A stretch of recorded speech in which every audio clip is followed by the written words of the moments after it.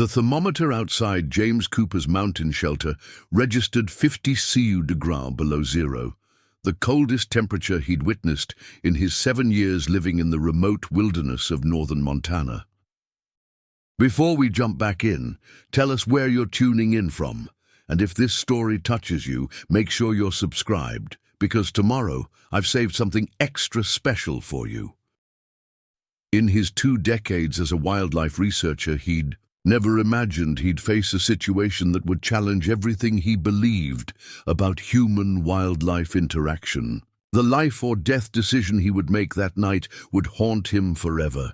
Deep in the Kootenai National Forest, where civilization felt like a distant memory and the nearest town was a treacherous 6-hour drive away, James's research station stood as a lonely sentinel against nature's raw power. The wooden structure, reinforced with modern materials to withstand the brutal Montana winters, had served as both his home and research facility since he'd left his prestigious position at the University of Michigan to study wolf-bear interactions. In their natural habitat, at 53, James had earned every silver strand in his beard. His weathered face told stories of countless encounters with wildlife, each wrinkle a testament to years spent observing and documenting the delicate balance of predator and prey in one of America's last truly wild places. The decision to leave academia hadn't been easy, but the call of the wilderness proved stronger than the comfort of lecture halls and peer reviews. This particular February evening had begun with an unsettling silence. The forest, usually alive with the subtle sounds of wildlife, had fallen eerily quiet. Through his frost-laden windows, James observed the heavy clouds rolling in from the northwest, their dark mass promising more than just another winter storm. His sophisticated weather monitoring equipment, essential for his research, painted a grim picture of the approaching system. The morning had started routinely enough. James had risen at dawn, checking his research cameras and updating his climate data logs. His station, though isolated, was well equipped with solar-powered batteries, satellite communications, and enough supplies to weather extended periods of isolation. The walls of his research station displayed years of careful documentation, charts, tracking bear movements, wolf-pack territories, and the increasingly extreme weather patterns that concerned him as both a scientist and a wilderness dweller. As the day progressed, the temperature had plummeted at an alarming rate. James's instruments recorded a 40-degree drop in just 6 hours, a phenomenon he'd never documented in all his years of climate observation. The approaching storm system showed characteristics that defied historical patterns, combining Arctic air masses with a moisture system from the Pacific Northwest, creating what meteorologists would later call a perfect storm of lethal conditions. By late afternoon, James had implemented his severe weather protocols. He secured his outdoor research equipment, double-checked his generator's fuel levels, and ensured his emergency satellite phone was fully charged. The station's reinforced walls creaked under the increasing wind pressure as he moved additional firewood inside and filled every available container with water, knowing that in such extreme conditions, even his insulated plumbing system might fail. His years of research had taught him to read the subtle signs of impending natural disasters.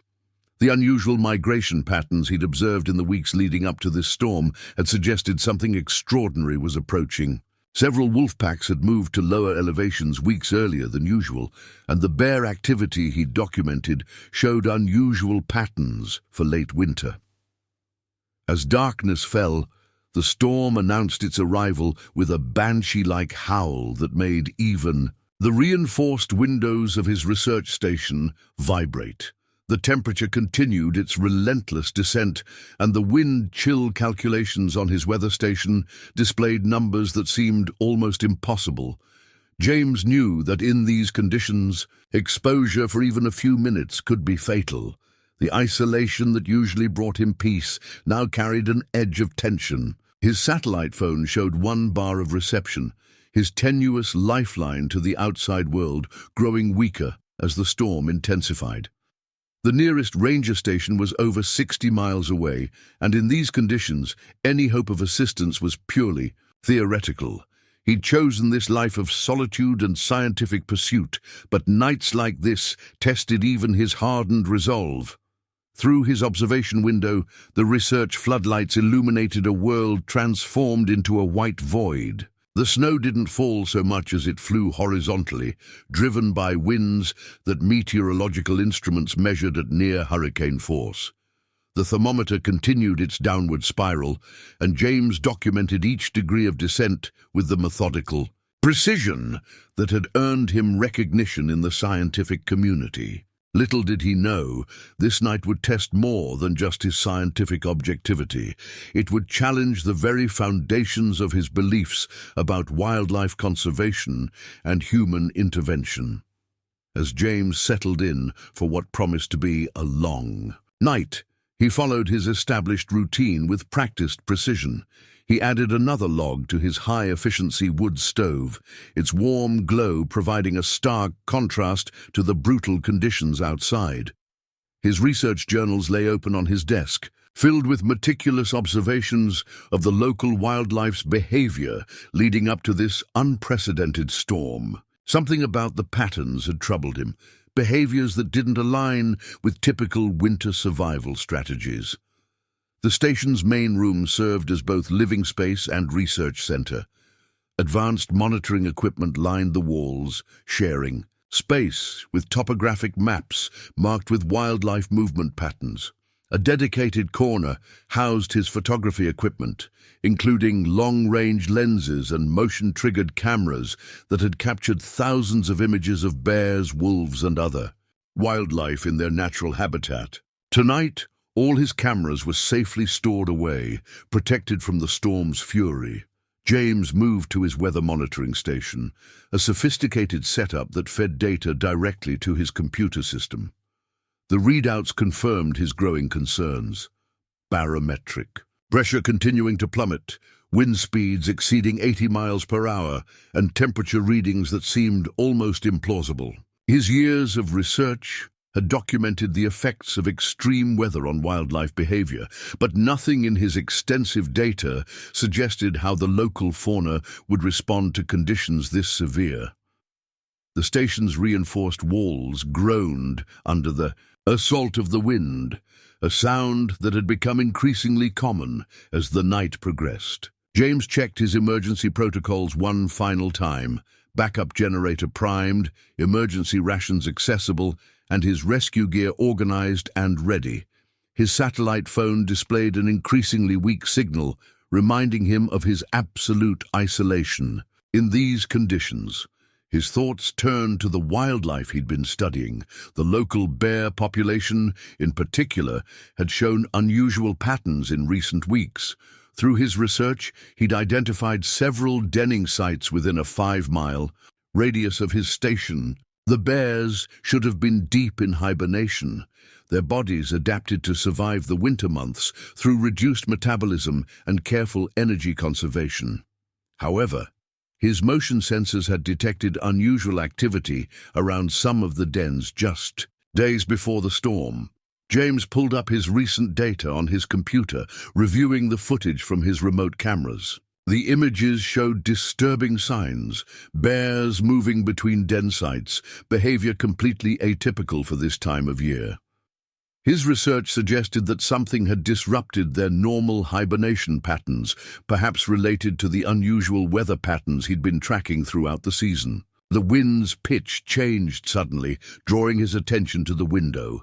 The research floodlights cut through the swirling snow, creating an almost hypnotic pattern of moving shadows and brilliant white.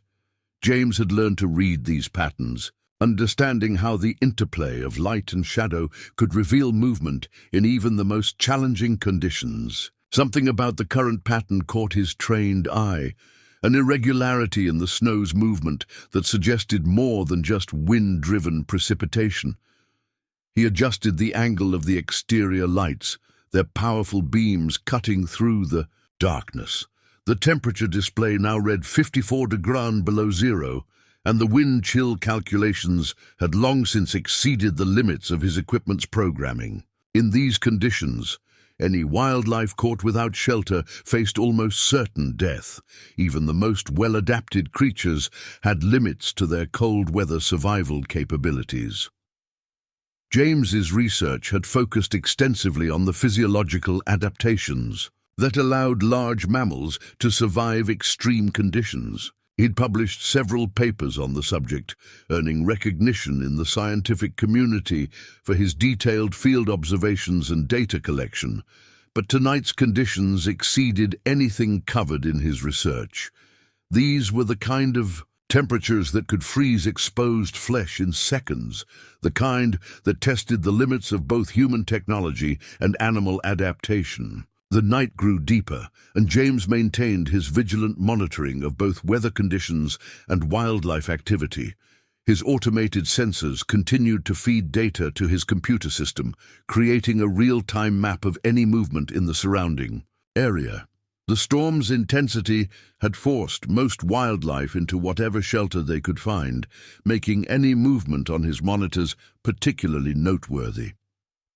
As midnight approached, James began his hourly check of the perimeter sensors. Preparing and narrating this story took us a lot of time, so if you are enjoying it, subscribe to our channel. It means a lot to us. Now, back to the story. The data streams painted a picture of a world locked in frozen silence, where even the hardiest creatures had retreated from the killing cold. He was about to complete his routine when an alert flashed on his monitor. Movement detected on the northwestern perimeter, just beyond the range of his floodlights. The sensor data showed multiple large heat signatures moving slowly through the storm. James felt his pulse quicken as he analyzed the readings. The size and movement patterns suggested bears, but that seemed impossible given the conditions and time of year. Yet his equipment was registering not just one large heat signature, but several smaller ones as well, all moving with increasingly labored patterns through the deadly cold. James knew that his next actions would be crucial. His research protocols strictly prohibited interference with wildlife, emphasizing the importance of maintaining scientific objectivity and allowing natural processes to unfold without human intervention. But as he watched the heat signatures grow weaker on his monitors, he realized this situation might force him to choose between his scientific principles and something more fundamental, a choice that would challenge everything he believed about wildlife conservation and human responsibility. With growing concern, James activated his long-range infrared cameras, their sophisticated sensors designed to penetrate even the most challenging weather conditions. The images they revealed confirmed his worst fears. A mother bear struggling through the lethal cold with 3 cubs in tow. The thermal imaging showed their body temperatures dropping dangerously low, their movements becoming increasingly erratic as hypothermia set in. Through years of research, James had documented countless bear behaviors, but this situation defied all natural patterns. The mother bear's desperate journey through these conditions spoke of a profound disruption to their normal winter survival strategy. His trained eye noted how she positioned herself to shield her cubs from the worst of the wind, her massive body acting as a living barrier against the elements. The bear's approach toward his research station wasn't random. James could see from their movement patterns that they were seeking shelter, driven by an instinct more powerful than their natural wariness of human structures. The mother bear's behavior suggested she was operating on pure survival instinct, her usual caution overridden by the desperate need to protect her cubs from the killing cold. His monitoring equipment provided a stark assessment of their condition. The cubs' thermal signatures were fading rapidly, their small bodies losing the battle against the extreme cold despite their winter adaptations. The mother bear's own thermal signature showed concerning fluctuations, indicating she was approaching the limits of her endurance. In these conditions, their survival window was measured in minutes, not hours. James's mind raced through his extensive knowledge of bear physiology and cold weather survival. Bears were incredibly resilient creatures. Their bodies evolved to handle extreme conditions, but everything had its limits. The temperature outside had now dropped to 56 degrees below zero, with wind chills that made it feel even colder. No amount of fur or fat could protect them for long in these conditions. Through his reinforced windows, James could now make out their physical forms in the glow of his exterior lights. The mother bear's fur was covered in ice, her breath coming in labored clouds as she fought against the wind. The cubs huddled close to her, their movements growing noticeably weaker. One cub stumbled, falling into the deep snow, and the mother's efforts to help it up seemed to drain her remaining energy. Years of research experience told James that bears near human structures were inherently dangerous situations. His station was equipped with bear deterrent systems, loud alarms and bright lights designed to keep wild animals at a safe distance.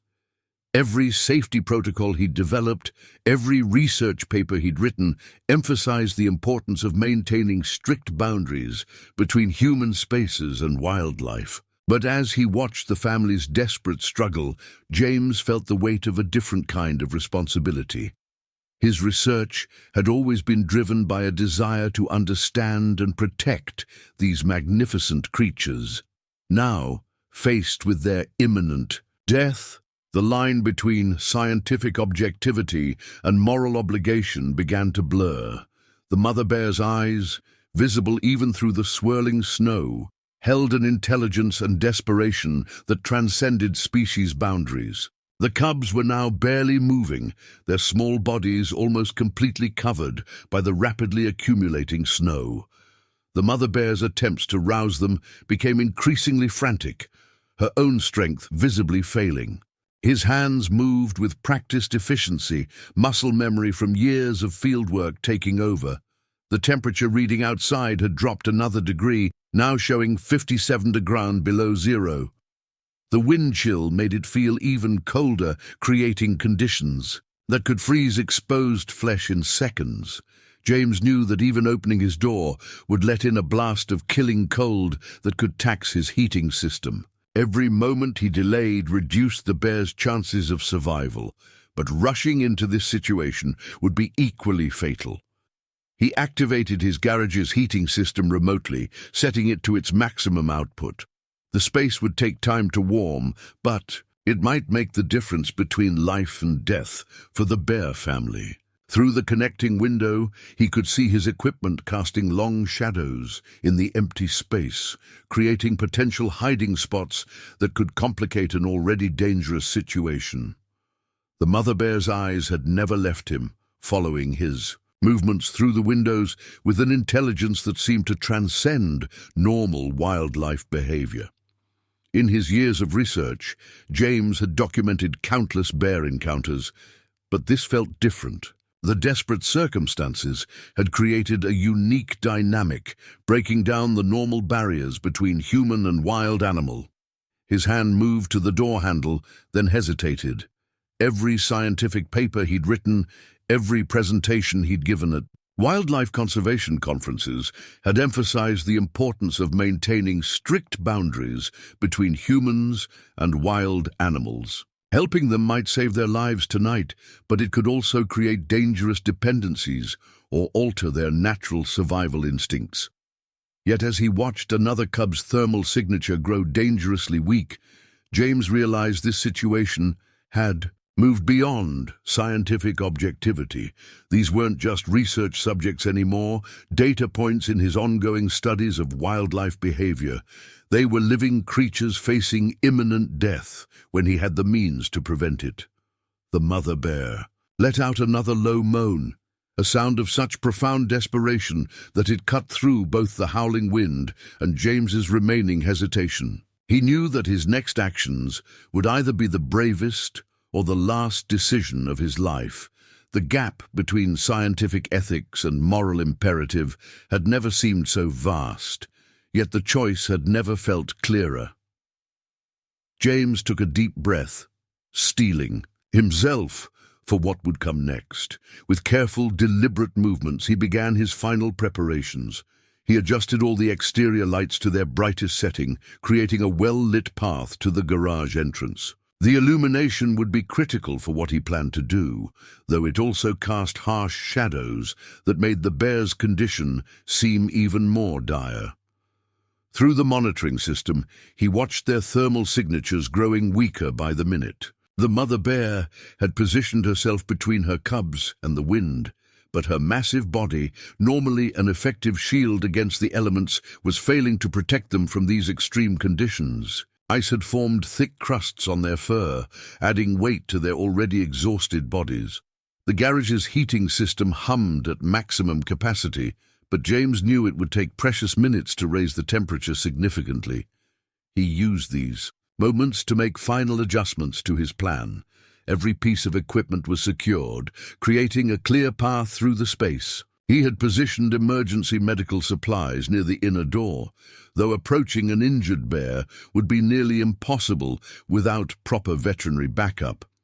His hands moved steadily as he donned his extreme weather gear, layers of specialized clothing designed for Arctic conditions. Each piece was carefully selected to allow maximum mobility while providing essential protection from the killing cold. The thermometer outside now refused to give a reading, the liquid frozen solid in its tube. His digital sensors still functioned, showing temperatures that seemed more appropriate for another planet than Montana. The mother bear's eyes tracked his movements through the window, her gaze holding a mix of exhaustion and something that looked eerily like hope. In his decades of wildlife research, James had learned to be wary of anthropomorphizing animal behavior. But there was something undeniably different about this encounter. The desperate circumstances had created a unique dynamic that defied normal wildlife-human interactions. One of the cubs had stopped moving entirely, while the other two showed only occasional signs of life. The mother bear's attempts to rouse them had become increasingly feeble, her own strength rapidly failing. Time was running out. James knew that in these temperatures, even his high-tech cold weather gear would only protect him for a few minutes. The bears, despite their natural adaptations, had already far exceeded their survival threshold. With trembling hands that he forced steady through sheer will, James activated his emergency protocols, but not to deter the bears as the system was designed. Instead, he used the external speakers to create a gentle, constant noise, something to mask his approaching footsteps and prevent startling the already stressed animals. Every movement had to be calculated, every action carefully considered. His research had shown that bears, even in normal conditions, were most dangerous when surprised. In this extreme situation, with cubs involved, the risk was magnified exponentially. Yet the same maternal instinct that made the mother bear dangerous might also work in his favor. She had already demonstrated her willingness to overcome natural wariness in her desperate search for shelter. James moved to the garage's exterior door, his hand resting on the heavy handle. Through the reinforced windows, he could see the bear family clearly now, their dark forms stark against the white snow. The mother bear's breath came in increasingly shallow pants, visible as brief clouds in the freezing air. Her cubs lay half-buried. In the snow, their small bodies almost completely still. The decision to open that door would transform everything. His research, his understanding of wildlife behavior, perhaps even his life itself. Years of scientific training screamed against it, warning of the countless ways this could go fatally wrong. But as he watched another shuddering breath leave the mother bear's body, he realized that inaction would be its own kind of failure. With movements that felt both carefully planned and somehow dreamlike, James began the final sequence of his rescue attempt. He activated the garage door, its mechanical whir cutting through the storm's howl. The mother bear's head lifted slightly at the sound, but she made no aggressive movement. Her exhaustion had overcome even her most basic survival instincts. The heavy door lifted slowly, revealing the heated space beyond. Warm air rushed out, creating a brief fog as it met the frigid night. The mother bear's nostrils flared, scenting the warmth, but she lacked the strength to move toward it. Her cubs remained motionless, partially buried in the growing snowdrifts. James knew the next few moments would determine everything. His heart pounded against his ribs as he prepared to step outside, every nerve screaming against moving closer to the bear family. The wind cut through his protective gear like knives of ice, immediately numbing any exposed skin. In these conditions, he had minutes at most to execute his plan. The mother bear's eyes met his one final time, and in that moment, James felt a connection that transcended the normal boundaries between human and wild animal. There was an understanding there, born of desperate circumstances and shared survival instinct. With careful, deliberate movements, he stepped out into the killing cold, prepared to risk everything to save this family of bears. The first blast of winter air hit James with physical force, driving the breath from his lungs despite his protective gear. Each step through the deep snow required immense effort, the wind threatening to knock him off balance. The bears lay just 20 feet away, but in these conditions it might as well have been miles. Every movement had to be carefully calculated, each step potentially his last, if the mother bear's survival instincts suddenly overcame her exhaustion. Through his protective goggles, already clouding with his frozen breath, James could see the full extent of the bear's desperate condition. Ice had formed thick crusts on their fur, adding weight to their already exhausted bodies. The cubs were almost completely buried now, only slight movements of the snow indicating they were still alive. The mother bear's massive form shuddered. With each labored breath, her strength visibly failing. James began speaking in low, constant tones, his voice barely audible above the howling wind. His research had shown that bears were less likely to react aggressively when they could track human movement through sound. The mother bear's eyes followed him, but she made no attempt to rise. Her complete lack of defensive response was perhaps the most frightening indicator of how close to death they were. With slow, deliberate movements, James reached for the heavy-duty emergency blankets he'd brought. The material crackled in the extreme cold, nearly brittle enough to shatter. He'd used these same blankets in his wildlife rehabilitation work, though never in circumstances quite like these. The synthetic fabric was designed to retain body heat, but in these temperatures, even the best equipment was being pushed to its limits. The mother bear's eyes never left him as he took another careful step forward. Her cubs lay in a tight cluster beside her, their small bodies pressed together in a final attempt to preserve warmth. One of the cubs twitched slightly as a particularly strong gust of wind swept across them, but otherwise they remained terrifyingly still. Time was running out. James's research experience told him that approaching the cubs first would be suicide. Every instinct a mother bear possessed would drive her to protect her young, even in her weakened state. Instead, he began gently tossing the blankets toward them, allowing the wind to carry the material closer. The mother bear watched the strange objects land near her cubs, her nostrils flaring weakly as she caught their unfamiliar scent. To his amazement and relief, she made no aggressive movement as the blankets settled around her family.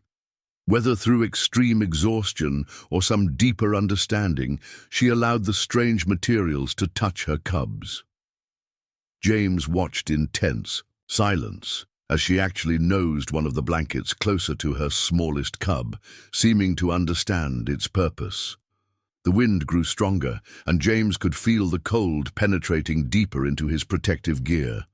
His own survival training told him he had only minutes before he would need to retreat indoors. The bears needed to be moved now, or all would be lost. The garage door stood open behind him, its warm interior offering the only hope for survival. With movements that seemed to take an eternity, James began clearing a path through the snow. Toward the garage, each shovelful felt like moving lead, the wind immediately trying to undo his work. The mother bear watched his efforts, her eyes showing a desperate awareness of their situation. Her cubs had stopped moving entirely, their small forms now completely still under the emergency blankets. James's training had never covered anything like this. His research papers and emergency protocols all emphasized maintaining distance, using deterrence, allowing nature to take its course. But as he watched the mother bear attempt to rise, her legs trembling with the effort, he knew he was witnessing something beyond normal wildlife behavior. This was about survival, pure and simple, transcending the usual boundaries between human and wild animal. The path partially cleared, James took his most dangerous step yet.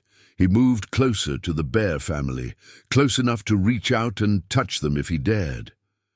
The mother bear's eyes met his, and in that moment, he saw something that would change his understanding of wildlife forever. There was recognition there, an awareness that defied scientific explanation. She understood, on some fundamental level, that he represented their only chance for survival. With trembling hands, James reached for the edge of one of the blankets. The mother bear made no move to stop him as he began to pull gently, trying to slide her cubs toward the garage.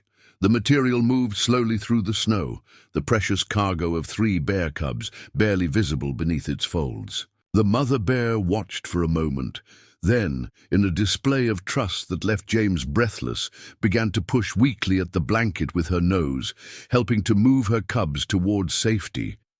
The cold was becoming unbearable. James's fingers numbed despite his insulated gloves. His face burned where any skin was exposed, and his breath came in painful gasps. But he continued his careful work, gradually moving the bear family closer to the garage's warmth. The mother bear followed the movement of her cubs, her massive body trembling with each step, but her eyes never leaving her children. The final few feet to the garage seemed to stretch endlessly as James guided the bear family toward safety. The wind had reached a fever pitch, throwing ice crystals that stung like needles against any exposed skin. His fingers, despite the advanced cold weather gear, had lost almost all sensation, making every movement a supreme effort of will. The mother bear stumbled beside him, her massive form swaying dangerously with each step. The cubs remained frightfully still under the blankets, their small bodies offering no resistance as James carefully pulled them across the snow. Their thermal signatures, visible on the monitoring equipment he'd left running inside, had grown, alarmingly weak. Even the mother bear's usually robust heat signature showed dangerous fluctuations, her core temperature dropping well below sustainable levels. As they approached the garage threshold, James faced another critical moment. The bears would need to cross from the killing cold into the relative warmth of the shelter, a transition that posed its own risks. In their severely hypothermic state, too rapid a warming could be as dangerous as the cold itself. The mother bear paused at the entrance, her nostrils working overtime as she processed the unfamiliar environment. James continued his steady stream of quiet talk, maintaining the gentle tone that seemed to keep the mother bear calm. His voice was barely audible above the storm's roar, but her ears twitched slightly at each sound, tracking his presence. The trust she was showing defied everything he knew about wild animal behavior, especially that of a mother bear with cubs. With infinite care, he guided the blanket containing the cubs over the garage threshold. The mother bear watched intently, her body tense despite her exhaustion. James knew this was the moment when everything could go wrong. If her protective instincts suddenly overcame her weakness, he would have nowhere to run. The garage entrance left him completely exposed, and in these temperatures, even a minor injury would be fatal. To his amazement and relief, the mother bear followed her cubs into the garage, her movements slow and pained but deliberate. Her massive body barely cleared the entrance, her fur thick with ice and snow. James quickly moved to the control panel, carefully keeping the mother bear in his peripheral vision as he closed the exterior door. The mechanical whir seemed deafening in the suddenly enclosed space. The garage's heating system hummed steadily, but James knew it would take time to bring the bear's body temperatures up safely. He maintained his distance as the mother bear circled her cubs, nosing at the blankets covering them. Her movements were still weak, but being out of the wind had already made a noticeable difference in her coordination. Through the interior window, James could see his monitoring equipment displaying the garage's rising temperature. He had set it to increase gradually, knowing that too rapid warming could send the bears into shock. The mother bear had positioned herself between her cubs and the door where James stood, her maternal instincts apparently returning with her strength. With movements that spoke of utter exhaustion, the mother bear began attempting to rouse her cubs. James watched anxiously as she gently nudged each one, her actions becoming more insistent when they didn't immediately respond. The smallest cub finally showed the first sign of life, a tiny movement that sent waves of relief through both James and visibly the mother bear. The next few minutes were critical. James knew from his research that surviving extreme hypothermia was as much about the recovery process as the initial rescue. He had positioned additional blankets near the wall, but reaching them would mean moving closer to the bears. The mother bear's eyes tracked his every movement, her gaze more alert, now that they were in an enclosed space. Slowly, telegraphing every movement, James began sliding the extra blankets toward the bear family, using a long pole he kept for moving equipment. The mother bear watched the approaching blankets with interest, but showed no aggression. Her focus remained primarily on her cubs, who were beginning to show more signs of life as their bodies slowly warmed. The garage's temperature had risen to just above freezing, creating a gentle warming environment that wouldn't shock their systems. James could see the ice in the bear's fur beginning to melt, creating small puddles on the concrete floor. The mother bear's breathing had steadied, though she still shivered noticeably. Her cubs, protected by the emergency blankets, had started making small movements, their recovery appearing to progress well. James maintained his position near the interior door, giving the bears as much space as possible in the confined area. His years of research had taught him to read bear body language, and despite her weakened state, the mother bear was showing signs of increasing awareness of their unusual situation. Her eyes moved constantly between her cubs and James, her natural wariness beginning to resurface as her strength returned. The storm continued to rage outside, its fury now muffled by the garage's insulated walls. James knew they had only completed the first phase of this unprecedented rescue. The next few hours would determine whether these bears would survive and whether his decision to intervene would prove to be an act of compassion or a fatal mistake. The mother bear's eyes met his again, and in that shared gaze lay both gratitude and warning. They were not out of danger yet. The next hour unfolded with agonizing slowness as James monitored the bear's recovery from behind the relative safety of his observation window. The garage's temperature had stabilized at a level that encouraged gentle warming without risking shock to their systems. Through his thermal imaging equipment, he could track their gradually rising body temperatures. Each degree gained a small victory in their fight for survival. The mother bear had positioned herself in a corner of the garage, creating a protective barrier between her cubs and the door where James occasionally appeared. Her movements were becoming more coordinated as her strength returned, though she still showed signs of extreme exhaustion. The cubs, to James's immense relief, had begun showing more consistent signs of life, their small bodies shifting under the emergency blankets. Using his monitoring equipment, James documented every aspect of their recovery. His scientific mind couldn't help but recognize the unprecedented research opportunity this situation presented, though his immediate concern remained their survival. The smallest cub, which had shown the least movement initially, now made soft whimpering sounds that seemed to energize its mother, her ears constantly swiveling toward the noise. The storm outside had reached a new level of intensity, rattling the garage's reinforced walls with each gust. The temperature display for the external sensors had completely failed, the electronics unable to function in the extreme cold. James knew that his decision to bring the bears inside had been their only chance for survival, but the growing strength of the mother bear presented new challenges. As her condition improved, her natural instincts began to resurface. She became more alert to every sound, every movement visible through the observation window. James noticed her muscles tensing whenever he appeared, though she made no aggressive moves. The garage, while spacious for his equipment, felt increasingly confined with a recovering mother bear and 3 cubs. James had begun preparing for the next phase of this unprecedented situation. He knew that as the bears regained their strength, the dynamics would shift. The mother bear's tolerance of human proximity, born of desperate circumstances, might quickly fade. His research had shown that bears were most dangerous when they felt cornered or when their cubs were threatened, and both conditions could soon apply. Through careful observation, he noted that the mother bear's behavior followed a pattern.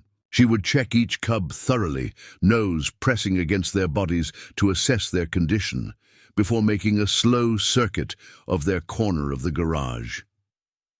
Her movements were becoming more deliberate, more purposeful, though she still showed signs of the ordeal they had endured. The cubs' recovery continued to progress, their movements becoming more coordinated under their mother's watchful eye. The smallest one had managed to stand briefly, though it quickly huddled back under the blankets. Its siblings showed similar improvements, their bodies slowly shaking off the effects of their near-fatal exposure to the cold. James documented everything, his fingers flying across his keyboard as he recorded observations. This event, while harrowing, provided invaluable data about bear behavior and cold weather survival that might help save other animals in the future. The mother bear's decision to accept human intervention, however reluctantly, challenged existing understanding of wildlife behavior in crisis situations. The garage's lighting cast long shadows as equipment blocked portions of the overhead fixtures. James noticed how the mother bear used these shadows, positioning herself and her cubs in the darker areas when possible. Even in her weakened state, her survival instincts remained strong. She had created a defensible position, using the corner's walls and shadows to her advantage. As the night progressed, James began to see more typical bear behaviors emerging. The mother bear's movements became more assertive, her head raising higher when she made her rounds. She started testing boundaries, approaching the center of the garage before retreating to her cubs. Each excursion seemed to build her confidence in their temporary shelter.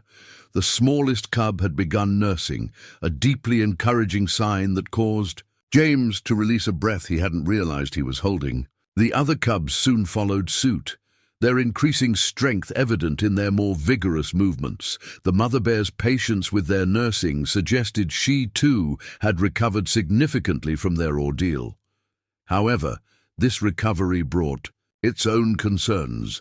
James knew that as the bears regained their strength, the situation would become increasingly dangerous. The mother bear's tolerance of his presence had been born of necessity, but as that necessity faded, her natural wariness of humans would likely return in full force. The garage, which had been their salvation, could quickly become a trap for both the bears and James himself. Through the observation window, James could see the mother bear watching him with increasingly alert eyes.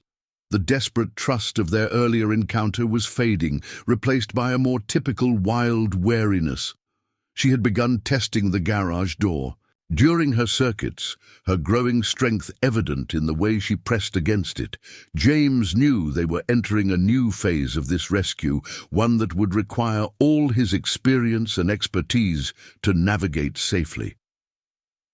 As the night deepened, James faced new challenges in managing the increasingly precarious situation. The mother bear, having regained much of her strength, had begun to show more assertive behavior. Her movements around the garage became more purposeful, each circuit bringing her closer to the interior door where James monitored their progress. The cubs, too, showed remarkable improvement, their small bodies now moving with growing confidence beneath the emergency blankets. Through his monitors, James tracked the bears' vital signs remotely. Their body temperatures had stabilized, though still slightly below normal range. The thermal imaging showed stronger heat signatures now, particularly from the mother bear. Her massive form generated enough warmth to create a comfortable microclimate for her cubs, who huddled close to her whenever she settled in their corner. The storm outside had reached a terrifying intensity. The garage's sturdy walls shuddered under the assault of wind gusts that the equipment measured at near hurricane force. The temperature outside remained unreadable, the sensors having failed hours ago in the extreme cold.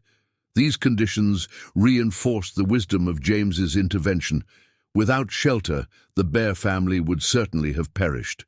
However, their improving condition presented mounting challenges. The mother bear's movements had taken on a distinctly investigative quality. She paid particular attention to the garage door mechanism during her rounds, her nose working constantly as she processed the unfamiliar sense of the space. James noticed how she tested different areas of the walls, perhaps searching for weaknesses or alternative exits. The smallest cub had become quite active, attempting wobbly steps away from its siblings before being gently herded back by its mother. This increased mobility, while encouraging from a recovery standpoint, added new complexity to the situation. The cubs' natural curiosity, combined with their mother's protective instincts, could quickly lead to dangerous situations in the confined space. James maintained his careful documentation, though his notes now focused increasingly on safety concerns rather than just recovery observations. The mother bear's behavior showed classic signs of increasing territorial awareness, marking certain areas with her scent, establishing clear paths through the space, and repeatedly checking potential exit points. These were all indicators that her tolerance for human proximity was waning. Through the observation window, James could see how she positioned herself relative to both her cubs and the potential threats she perceived.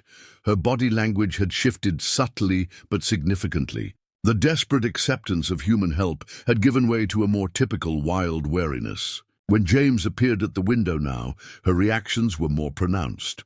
Muscles tensing, head lowering slightly, all classic defensive postures. The garage's layout, initially advantageous for the rescue, now presented potential problems. The bears had claimed the corner farthest from both doors, but the mother bear's increasing strength meant she could reach any part of the space in seconds if she felt threatened. The equipment and vehicles created obstacles that could either provide cover or become dangerous impediments in an emergency. James's monitoring equipment continued to provide vital data about their condition, but approaching to adjust any sensors had become impossible. The mother bear's reactions to movement near the interior door had grown more aggressive, her vocalizations carrying clear warnings. Even her breathing pattern changed when she detected human presence, becoming deeper and more deliberate. The cubs' recovery brought its own set of concerns.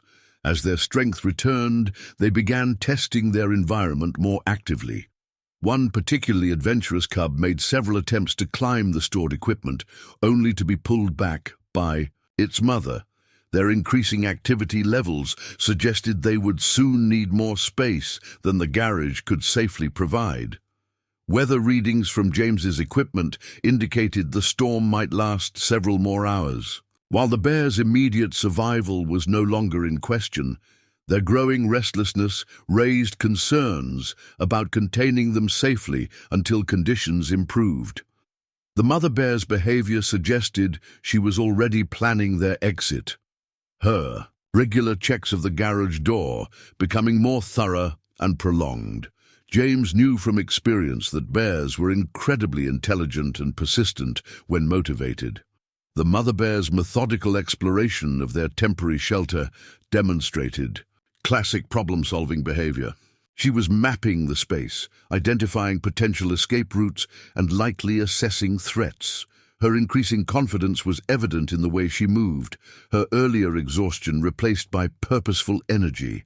The smallest cub had begun vocalizing. More frequently, its squeals echoing in the confined space. These sounds, while encouraging from a recovery standpoint, visibly increased the mother bear's alertness and protective behavior. Each cry caused her to scan the garage thoroughly, her reactions to any movement or noise becoming more pronounced. James realized they were approaching a critical juncture in this unprecedented rescue. The bear's recovery, while successful beyond his wildest hopes, had shifted the power dynamics dramatically. What had begun as a desperate bid for survival was transforming into an increasingly volatile containment situation. The mother bears, growing strength and confidence, meant that decisions about their next steps would need to be made soon, before the situation escalated beyond his control. With each passing hour, the dynamic in the garage grew more complex. James noticed significant changes in the mother bear's behavior, her movements more purposeful, her attention increasingly focused on potential escape routes. The cubs, now fully recovered from their near-fatal hypothermia, had begun exploring their temporary shelter with typical juvenile curiosity, though their mother kept them tightly corralled in their chosen corner. Through his monitoring equipment, James tracked the steady rise in both the bear's body temperature and activity levels. The thermal imaging showed strong, healthy heat signatures from all four bears, a dramatic improvement from their critical condition just hours earlier. The mother bear's signature was particularly robust, indicating she had regained much of her formidable strength. The storm outside maintained its relentless assault on the research station. The wind's howl penetrated even the garage's insulated walls, causing the cubs to huddle closer to their mother at particularly loud gusts. The external temperature sensors remained non-functional, but James's weather monitoring system indicated the storm system showed no signs of weakening. They were locked in a dangerous, waiting game. The mother bear's patience with their confinement was visibly wearing thin. Her circuits of the garage had become more frequent, each pass bringing her closer to the doors. She paid particular attention to the seams around the large exterior door, her powerful nose working constantly as she tested for weaknesses. James recognized the behavior. She was planning their escape, methodically assessing every potential exit. The cubs' increasing activity added another layer of complexity to the situation. The smallest one, though still wobbly, had made several determined attempts to investigate the strange equipment that filled their temporary shelter. Its siblings showed similar curiosity, their natural instincts to explore and learn reasserting themselves as their strength returned. Each adventurous foray by the cubs visibly increased their mother's tension. James documented everything, his scientific mind working overtime to record this unprecedented interaction. The mother bear's behavior challenged many accepted theories about ursine responses to human intervention. Her initial acceptance of help, while born of desperate circumstances, suggested capabilities for situational adaptation that went beyond current understanding of bear intelligence. The garage's confined space, approximately 600 square feet, had seemed generous at first. Now, with 4 bears showing increasing restlessness, it felt dangerously small. The mother bear's growing strength meant she could cover this distance. In seconds, if provoked, her body language showed classic signs of stress. Muscle tension, frequent head swiveling, constant scent checking of the air. Through the observation window, James noticed how she positioned herself strategically, always keeping both doors in her sight while guarding her cubs. Her reactions to his appearances had grown more pronounced, a slight lowering of the head, a tensing of muscles, subtle but clear warnings that her tolerance was reaching its limits. The desperate trust of their earlier encounter had been replaced by wild wariness. The smallest cub's vocalizations had taken on a new urgency, its squeals echoing off the concrete walls. Each cry triggered an immediate response from the mother bear, a thorough scan of their surroundings, a gentle nudge to bring the cub closer, a rumbling vocalization that seemed meant to comfort. These interactions, while fascinating from a research perspective, also indicated growing stress in their unusual situation. James's concern grew as he observed the mother bear testing the garage door with increasing determination. Her powerful shoulders pressed against it during each pass, her strength evident in the way the heavy metal flexed slightly under her weight. The door's robust construction had seemed more than adequate earlier, but watching her methodical testing, James wasn't certain how long it would contain her. The cub's recovery had progressed remarkably well, their movements now coordinated and energetic. They wrestled briefly with each other, their play punctuated by their mother's gentle but firm corrections when they strayed too far from her side. Their behavior suggested they had fully overcome their brush with death, their natural resilience, aided by the warmth and safety of their temporary shelter. However, this recovery brought new dangers. The mother bear's protective instincts, temporarily suppressed by their desperate circumstances, had returned in full force. Her tolerance for human proximity had diminished significantly. Each appearance of James at the window now elicited a low, warning growl. The garage, their sanctuary during the storm, was rapidly becoming a potential trap for both bears and human. James knew they were approaching a critical decision point. The bears' successful recovery meant they needed to be released before the situation deteriorated, but the continuing storm made immediate release impossible. The mother bear's growing agitation suggested she might force the issue, regardless of the conditions outside.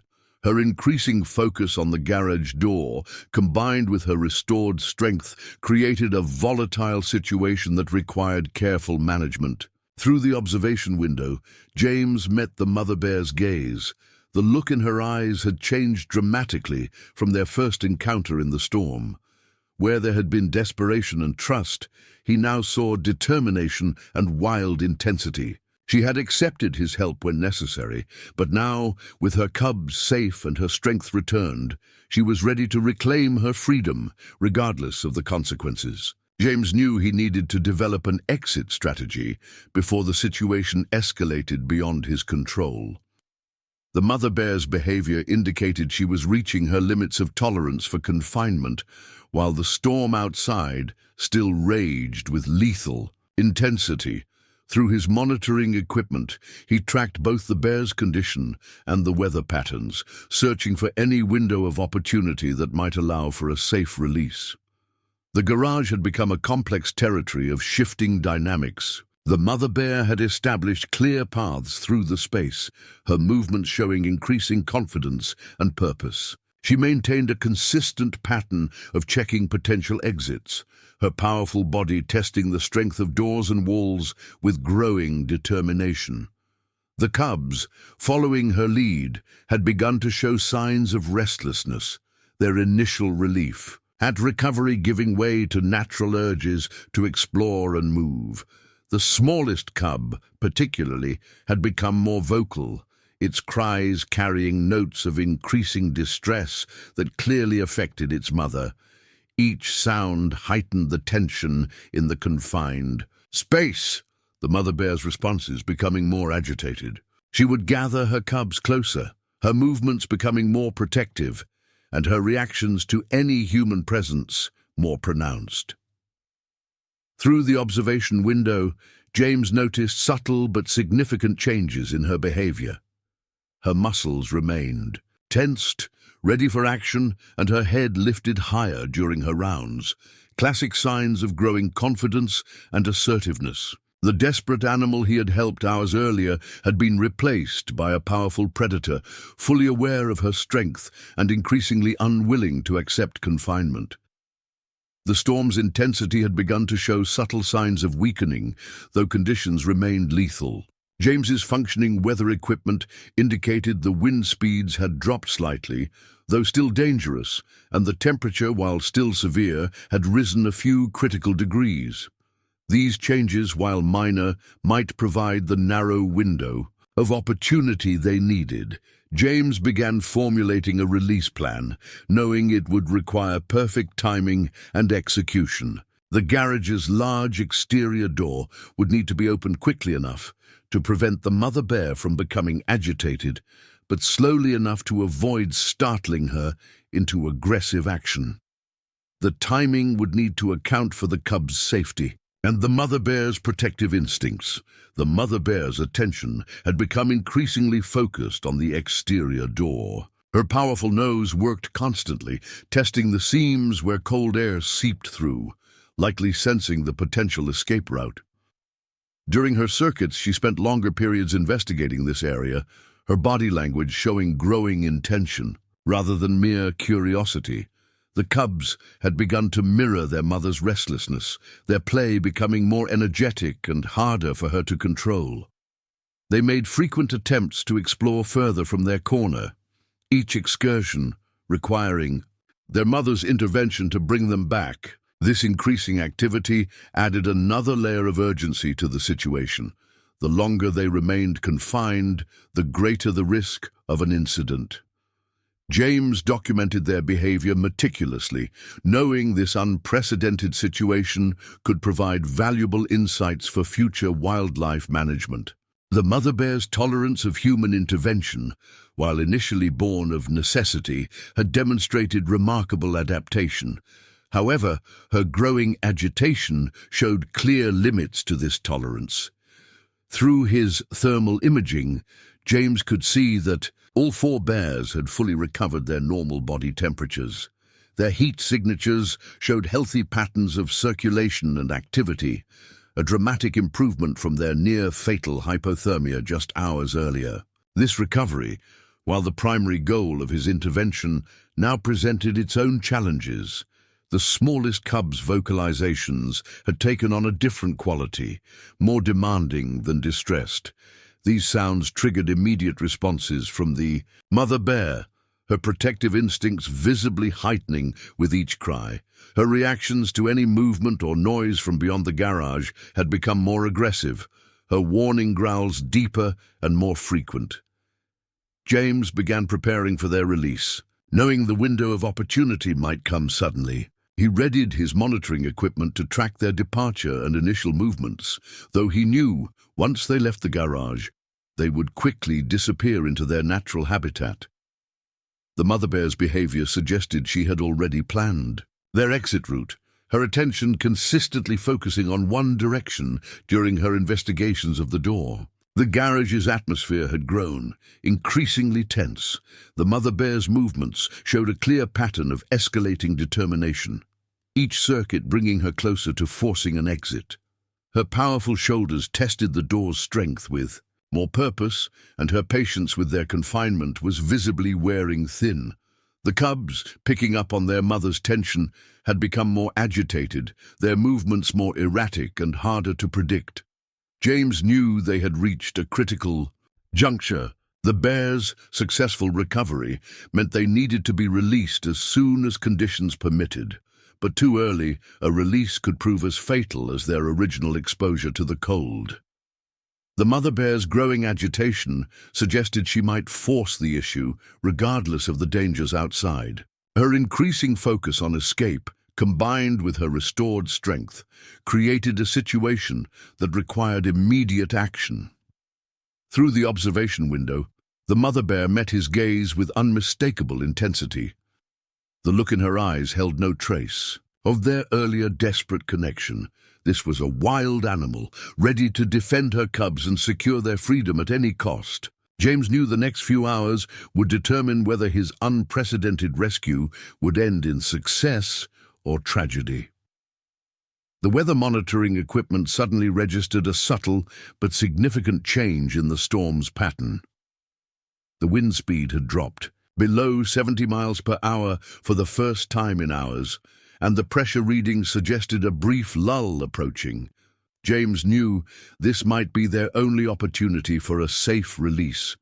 The mother bear, too, seemed to sense the shift in conditions, her behavior becoming more focused and deliberate. Through the observation window, James watched as she gathered her cubs closer, her movements suggesting preparation rather than just protection. Her powerful muscles rippled beneath her thick fur as she positioned herself strategically between her family and the garage door. The cubs, responding to their mother's changing energy, became more alert, their small bodies tense with anticipation. James began implementing his release plan, each movement carefully calculated. The garage's temperature control system would need to be adjusted gradually to prevent shocking the bears with a sudden change in conditions. The exterior door would need to be opened in a way that gave the bear family clear escape options while maintaining safety for all involved. Timing would be critical.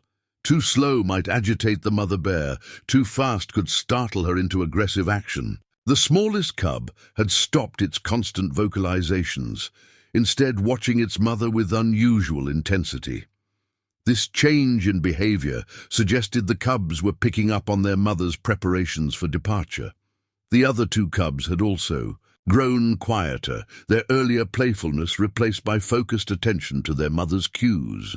Through his monitoring equipment, James tracked the storm's brief weakening. The temperature outside, while still dangerously low, had risen enough to make survival possible for the well-adapted bears. His weather radar showed a small break in the storm's pattern, a narrow window that might allow the bears to reach safer territory before conditions deteriorated again. The mother bear's patience had clearly reached its limit. Her movements had become more purposeful, each circuit of the garage bringing her closer to the exterior door. Her powerful nose worked constantly, testing the air currents that seeped through the door's seams. Her body language spoke of imminent action, muscles tensed, head held high, every movement calculated and controlled. James knew he needed to act before she forced the situation. With careful movements, he began the release sequence he had planned. First, he adjusted the garage's heating system, gradually lowering the temperature to help the bears acclimate to external conditions. The mother bear noticed the change immediately, her attention shifting briefly to the air vents before returning to the door. The cubs had gathered tightly around their mother, instinctively preparing for departure. Their earlier wobbliness had been replaced by surprisingly coordinated movements, their natural resilience evident in their recovery. Even the smallest cub, which had seemed nearest death just hours earlier, showed remarkable strength and alertness. Through the observation window, James watched the mother bear's reaction as he initiated the door's opening sequence. The mechanical whir of the motor caused her to tense momentarily, but she showed no signs of panic or aggression. Instead, she maintained her position, her body angled to protect her cubs while maintaining clear sight of the widening gap. The first blast of Arctic air rushed into the garage as the door lifted, creating swirls of condensation where it met the warmer interior air. The mother bear's nostrils flared as she processed the outside scents, her body language showing increasing readiness to move. The cubs pressed closer to her, their small forms nearly invisible against her massive bulk. James maintained his position behind the observation window, knowing any direct presence could disrupt this critical moment.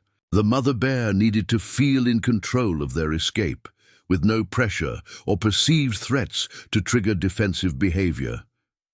His monitoring equipment continued recording every aspect of their departure, gathering valuable data about wildlife behavior in crisis situations. As the door opened fully, the storm's ferocity became apparent even in its relatively weakened state.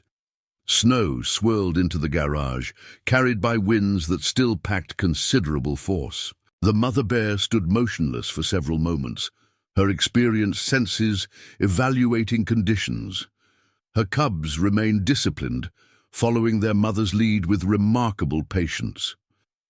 The garage lights illuminated a path into the swirling darkness beyond, creating a corridor of visibility that extended several yards into the night. The mother bear's decision came suddenly. With powerful, coordinated movements, she began guiding her cubs toward the opening. Their progress was deliberate but unwavering, each step taking them closer to their natural environment. At the threshold, she paused one final time, her massive head turning slightly toward the observation window where James stood. In that brief moment, he saw something in her eyes that transcended the usual boundaries between human and wild animal. A complex mix of acknowledgement and warning, gratitude and farewell. Then, with surprising grace for such a powerful creature, she led her cubs out into the storm-swept night. James watched through his monitors as their heat signatures moved steadily away from the research station, the mother bear's natural navigation skills guiding them unerringly towards safer territory. The cubs stayed close to their mother, their movements strong and coordinated, showing no signs of their near-fatal encounter with the cold. Within minutes, their dark forms disappeared into the swirling snow, leaving only tracks that were rapidly filling in behind them. James remained at his monitoring station long after the bears had disappeared from view, tracking their heat signatures through his long-range thermal equipment for as long as possible. The family moved with surprising speed and purpose, the mother bear's instincts guiding them away from the exposed areas and toward the natural shelter of the dense forest. Their movement patterns showed no signs of the weakness or disorientation that had brought them to his door hours earlier. The storm, as if acknowledging the bear's departure, began to intensify once again. Wind speeds climbed rapidly, and the temperature plummeted toward its previous lethal levels. Through his monitors, James could see how the mother bear had timed their escape perfectly, using the brief lull in the storm's fury to move her family to safety. Her natural weather sense had proven as remarkable as her survival instincts. In the now empty garage, evidence of the bear's presence remained. The emergency blankets lay scattered where they had been discarded, and their powerful scent lingered. In the air, small puddles of melted snow and ice marked where they had first collapsed, nearly frozen to death. James began documenting everything methodically, knowing this unprecedented event needed to be recorded in detail.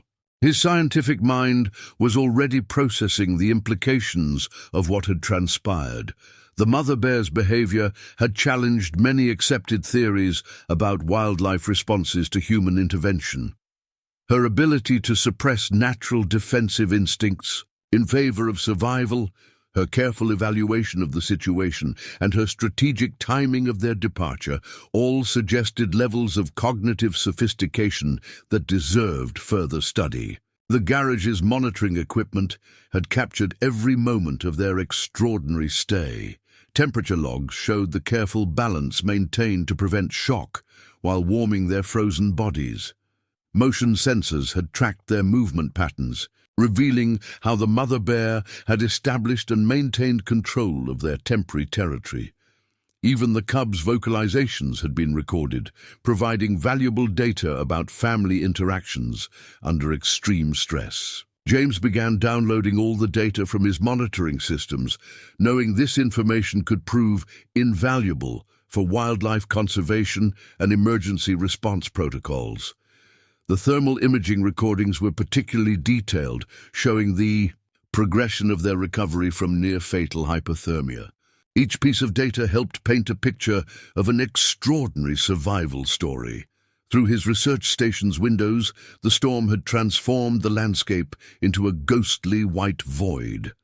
The bears' tracks had already vanished under fresh snow, leaving no visible trace of their passage.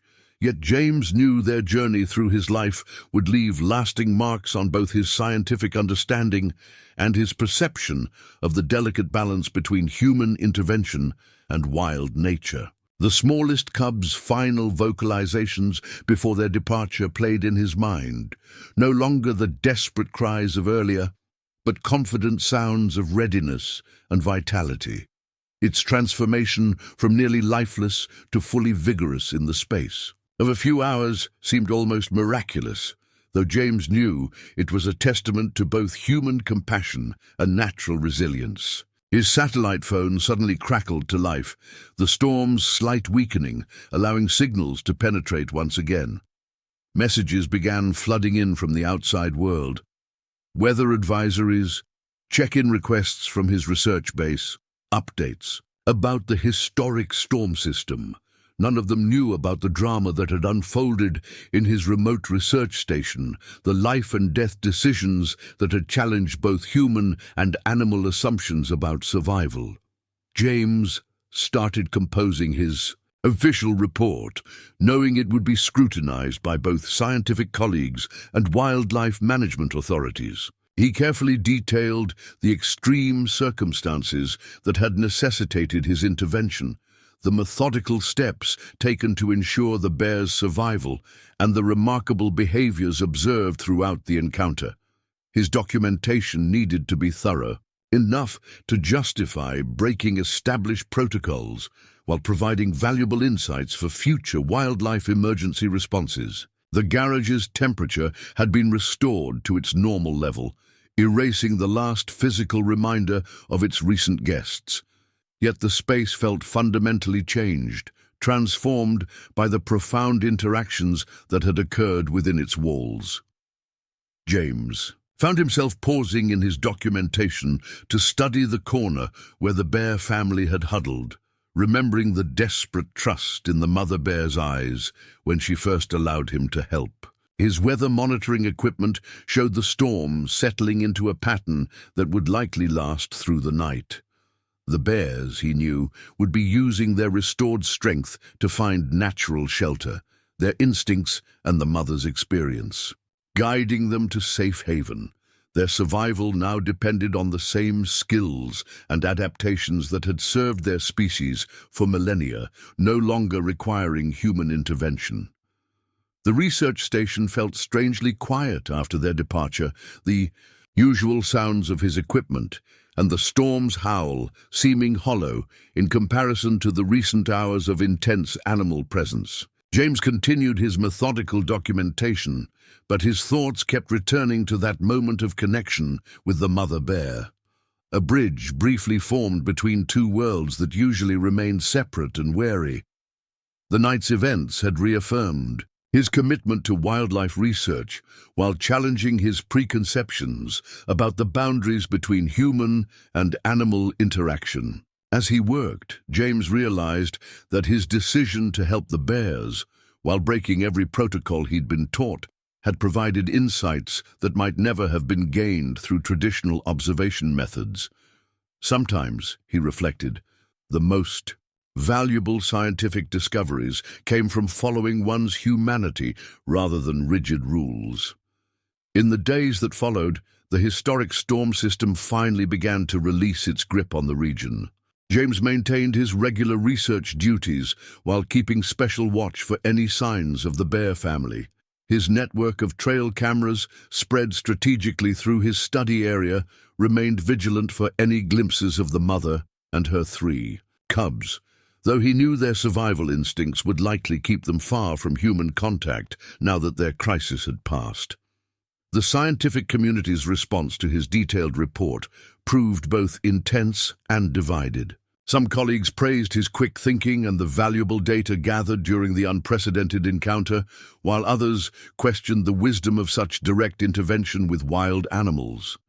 James found himself defending his decisions in lengthy email exchanges and satellite phone conferences, explaining repeatedly the extreme circumstances that had demanded immediate action. His thermal imaging recordings became the subject of particular interest among wildlife researchers.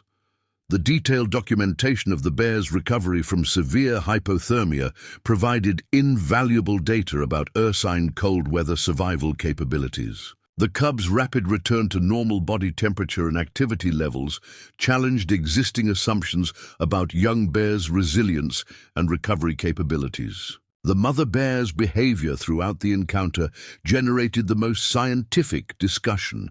Her ability to suppress natural defensive instincts in favor of survival, her strategic use of human assistance, and her careful timing of their departure suggested levels of cognitive sophistication that warranted further study. James's detailed observations of her decision-making process provided new insights into bear intelligence and adaptability. Week by week, spring began its slow advance. Into the wilderness, the devastating storm became a memory, though its effects could still be seen in broken trees and altered landscapes. James's research station returned to its normal routines, the garage once again housing only equipment and vehicles. Yet something had fundamentally changed in his approach to wildlife study. His monitoring equipment continued to record animal movements throughout his research area, and he paid particular attention to bear activities. The early spring brought increased movement as bears emerged from their winter dens, and James found himself studying each thermal signature and photo, capture with extra care, looking for any sign of the family he had helped save. Then one crisp morning in early spring, his perimeter alerts activated. A mother bear and 3 cubs had been detected moving through the outer edges of his research area. The thermal signatures matched the proportions he remembered, and the cub's size and movement patterns aligned with what he would expect from the family he had sheltered during the storm. James approached his observation point carefully, maintaining the professional distance that years of wildlife research had ingrained. Through his long-range equipment, he observed the family moving confidently through their natural habitat. The cubs had grown noticeably, their movements showing the strength and coordination that came with maturity. The mother bear's powerful form showed no signs of their near-fatal encounter with the winter storm. The family's behavior suggested they were thriving. The mother bear moved with purpose, leading her cubs through areas rich in early spring forage. Her teaching behaviors were textbook perfect, demonstrating feeding techniques, alerting her cubs to potential dangers, and maintaining the careful balance between protection and allowing them to learn through exploration. The smallest cub, which had been nearest death during their desperate night in the garage, now showed particular vigor. Its movements were strong and assured, keeping up easily with its siblings. Watching it confidently navigate fallen logs and spring growth, James found it hard to reconcile this healthy young bear with the nearly frozen cub he had helped save. Through his research cameras, James documented their progress through his study area. The mother bear's path showed her typical intelligence in navigation and resource utilization, but she maintained a notably wider distance from the research station than most bears in the area. Her experience seemed to have taught her both the possibility of human assistance in dire circumstances and the importance of maintaining wild distance under normal conditions. The cub's behavior provided particularly valuable data for his ongoing research into young bear development. Their social interactions, learning patterns, and physical capabilities all spoke to successful development despite their early brush. With death, the family unit's strong bonds and effective dynamics suggested their extraordinary experience had not negatively impacted their natural behaviors. James continued his observation with professional detachment, recording data about their movements, feeding patterns, and social interactions. Yet he couldn't completely suppress a sense of connection to this particular family. Their survival, against overwhelming odds, made possible by a moment of desperate trust between species, had challenged and expanded his understanding of wildlife behavior. The mother bear paused at one point during their journey through his study area, her powerful head lifting as she tested the air currents. For a brief moment, she seemed to look directly toward his observation post, though he knew he was well concealed and beyond normal sensing range. In that moment, James felt again the weight of their shared experience, a brief intersection of human and wild worlds that had left both forever changed. As spring advanced, the family's appearances on his monitoring equipment became less frequent, their range expanding naturally as the cubs grew stronger. Each documented sighting added to his research data while reinforcing the success of his intervention during that desperate winter night. The mother bear had returned fully to her wild nature, yet her story had become part of a larger understanding of wildlife behavior and survival. James knew their paths might never cross directly again, and he recognized this as the proper order of things. His role had been momentary, a brief intervention when nature's challenges had proven too extreme. The true success of his action lay in the bears' return to their natural patterns, their wild integrity preserved despite their extraordinary encounter with human compassion. As summer approached, James's research paper about the extraordinary winter rescue was accepted for publication in a leading wildlife journal.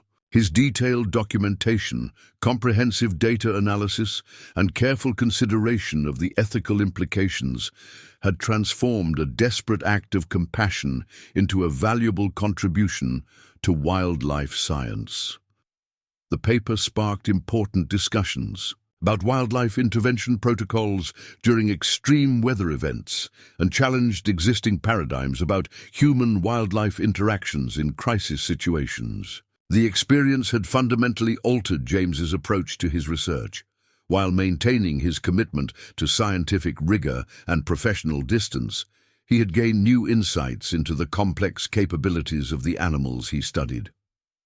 The mother bear's decisions that night, from accepting human help to timing their departure perfectly, suggested levels of assessment and adaptation that deserved deeper scientific investigation. Through his network of research cameras and monitoring equipment, James continued to gather data about bear behavior in his study area. The occasional sightings of the mother bear and her cubs provided ongoing documentation of their development and survival strategies.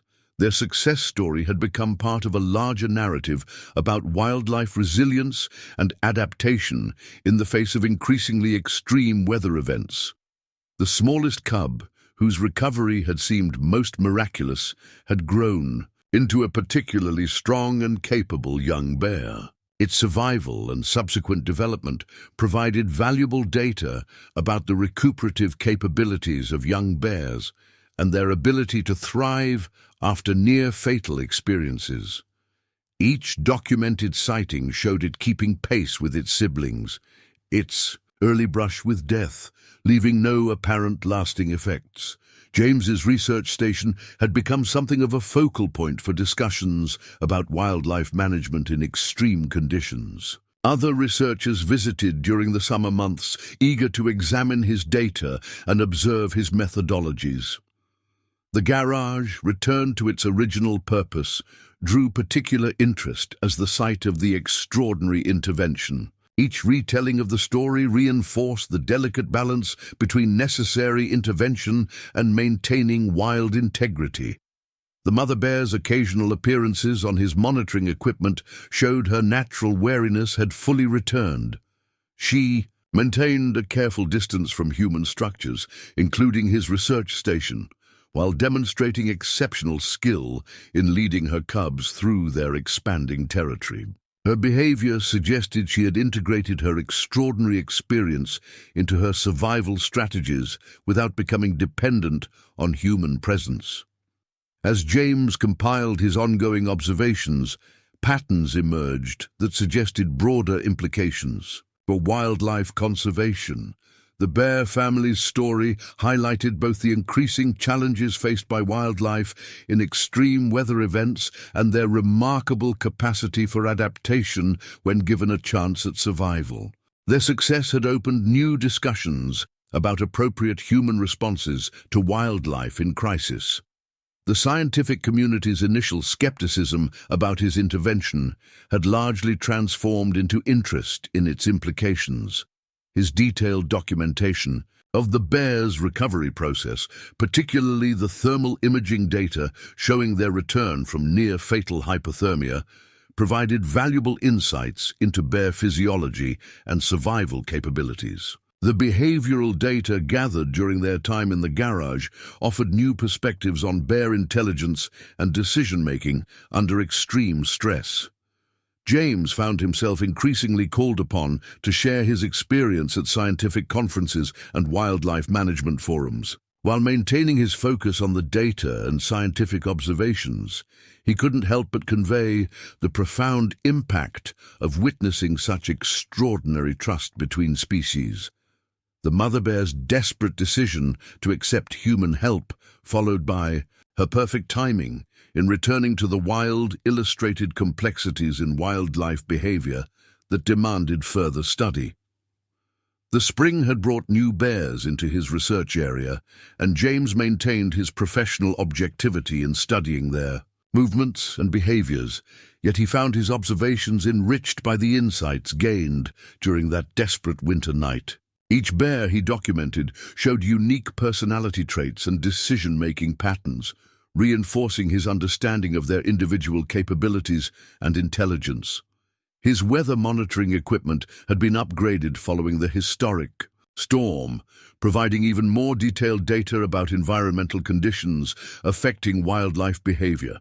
The experience had highlighted the importance of understanding how animals adapt to extreme weather events, particularly as climate patterns became more unpredictable.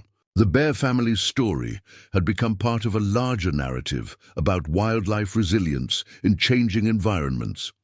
The garage had been modified slightly, incorporating lessons learned from its brief service as an emergency wildlife shelter. While James hoped never to repeat such a desperate intervention, he recognized the value of being prepared for extraordinary circumstances. The modifications were subtle: better temperature control, improved monitoring capabilities, but reflected a deeper understanding of potential wildlife needs in crisis situations. As summer reached its peak, James's research continued to provide new insights into bear behavior and adaptation. The family he had helped save appeared occasionally on his monitors, their successful survival serving as a reminder of the complex relationship between scientific observation and human compassion.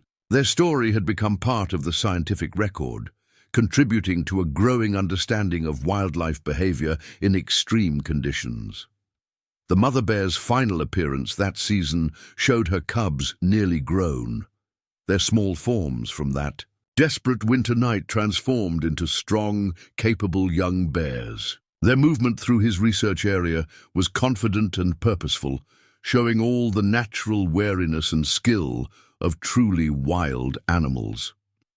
As James documented their passage, he reflected on how their extraordinary encounter had enriched both scientific knowledge and human understanding of our relationship with the wild world. The experience had taught him that sometimes the most valuable scientific insights come from moments when human compassion intersects with professional knowledge.